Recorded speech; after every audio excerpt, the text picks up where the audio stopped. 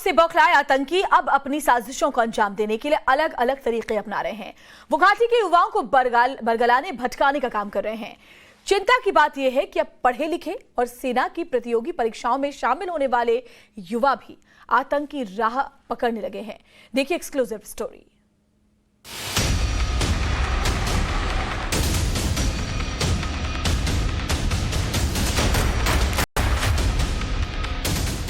जम्मू कश्मीर में जो आतंक फैलाएगा चुन चुनकर मारा जाएगा। शोपियां में देश के दो और दुश्मनों को सुरक्षा बलों ने ढेर कर दिया। टारगेट किलिंग की घटनाओं के बीच दो दहशतगर्दों को सेना की गोली ने दो जख्म में भेज दिया। घाटी में सेना लगातार आतंक पर प्रहार कर रही है, लेकिन अब कश्मीर में आतंक ने खतरनाक शक्ल अख्तियार कर ली है।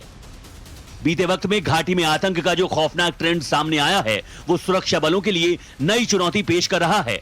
घाटी में पढ़े लिखे युवा अब भटक कर आतंक की राह पकड़ रहे हैं। पढ़े लिखे युवाओं को, खास तौर पर ऐसे युवाओं की जिनकी उम्र बहुत कम है, कश्मीर घाटी के अंदर उन्हें मिलिटेंसी की तरफ धकेलने का जो प्रयास है वो लगातार हो रहा है। और हमने देखा कि साल 2015 से इसमें काफ़ी तेज़ी देखने को मिली। मनान वानी जो कि लोलाब कुपवारा के रहने वाले थे, अलीगढ़ मुस्लिम यूनिवर्सिटी के स्कॉलर थे, पीएचडी और एमफिल की डिग्रियां उनके पास थी। 2018 में उन्होंने हिजबुल मुजाहिदीन को ज्वाइन किया और कुछ ही महीने बाद उन्हें एक एनकाउंटर में मारा जाता है। मोहम्मद रफ़ी जो कि साउथ कश्मीर के रहने वाले थे, कश्मीर यूनिवर्सिटी के पीएचडी स्कॉलर थे, असिस्टेंट प्रोफेसर का काम कर रहे थे, हिजबुल मुजाहिदीन के साथ जुड़ गए और मारे गए। यही हमने देखा कि पुलवामा में जो हालिया दिनों एनकाउंटर हुआ, वहाँ पे एक ऐसे युवा को भी एनकाउंटर में मारा गया जो आतंकी संगठन के साथ जुड़ा हुआ था। इस युवा ने नेशनल डिफेंस एकेडमी की एग्ज़ाम भी पास कर ली थी और वेटरनरी साइंस में पोस्ट ग्रेजुएशन बी की डिग्री भी हासिल कर रहा था। तो कश्मीर घाटी के अलग अलग हिस्सों में ऐसे युवाओं को जिनके पास हाईएस्ट क्वालिफिकेशन है और जो उनकी उम्र बहुत कम है, उन्हें मिलिटेंसी की तरफ धकेला जा रहा है। और हालिया दिनों में हमने देखा कि बहुत सारे ऐसे युवा जो है अब गायब होना फिर एक बार शुरू हो गए हैं। इस खतरनाक ट्रेंड ने सुरक्षा एजेंसियों की चिंता बढ़ा दी है। साल 2019 में अनुच्छेद 370 हटने के बाद से पहली बार घाटी में हालात इतने खराब हुए हैं। एक अनुमान के मुताबिक इस साल के पहले 4 महीने में 14 युवा आतंकी बने, लेकिन मई तक आते आते हालात पूरी तरह बदल गए।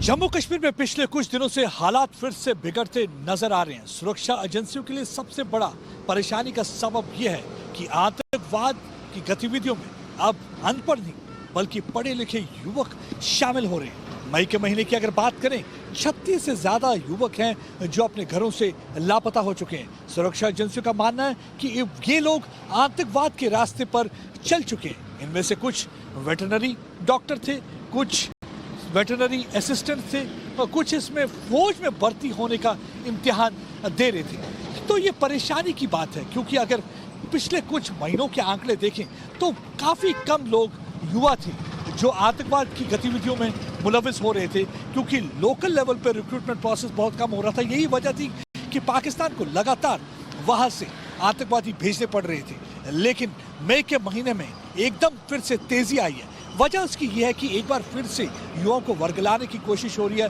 उनके मन में एक डर पैदा किया जा रहा है कि भारत सरकार कश्मीर में डेमोग्राफिक चेंज ला रही है, एक डेमोग्राफिक बदलाव आएगा जिसकी वजह से उनकी नौकरियां, उनका सब कुछ यहाँ से छिन जाएगा, ये तक कि उनकी आइडेंटिटी भी छिन जाएगी। यही एक वजह है कि युवाओं को वर्गलाकर एक बार फिर से आतंक के रास्ते में धकेला जा रहा है। जो पढ़े लिखे युवक घाटी में लापता हो रहे हैं, उनकी उम्र महज 18 से 25 साल के बीच है। ये युवक लापता होने के बाद आतंकी संगठनों में शामिल हो जाते हैं और एक ना एक दिन फौज की गोली का शिकार हो जाते हैं। साल 2022 में अब तक सुरक्षा बलों ने 100 से ज्यादा आतंकियों को मार गिराया है। अकेले मई के महीने में 28 आतंकी ढेर किए गए।